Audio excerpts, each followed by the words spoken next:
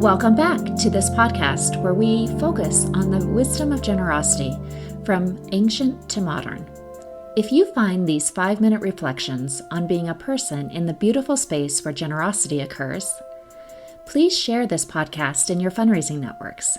And if this is the first time joining us, don't forget to go back to previous episodes for rich insights. And be sure to subscribe to this weekly podcast in your favorite podcast app. I don't know about you, but I have a bad habit of starting in the middle of stories when I'm relating them to others. I'll quote from the middle of a book or from the pivotal line at the end of the movie. Or even in my personal life, I don't give the context to the story. Of course, the reason is that I forget that the other person hasn't been on the same journey, hasn't had the same experience as I have. In the same way, in our nonprofit experiences, we are often further along in the journey than the donors are to our causes. This points to 2 mistakes that we can make. We misunderstand why donors are giving, or we expect them to understand our missions at the same level that we do. Let's explore a different perspective to those 2 mistakes. This week, I'm reading a quote from The Paradox of Generosity by Christian Smith and Hilary Davidson, 2014 edition. Quote, "Living generously not only introduces people to new social settings and communities of people, which expands the breadth and density of their social networks, it also often provides new learning experiences and exposure to sides of life and society that would otherwise remain unknown. That is educational and generative.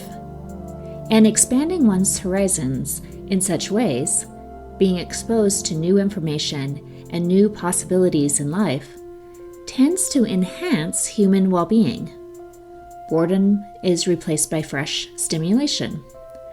Repetition is replaced by new challenges. Stasis is pushed aside by further insights and understandings. The brain is stirred. The emotions may be provoked, desires clarified, the imagination stretched." End quote. When we invite donors to encounter our missions for the first time, we are exposing them to new communities of people. This can give donors a great sense of belonging. The feeling of belonging then motivates them to continue to give.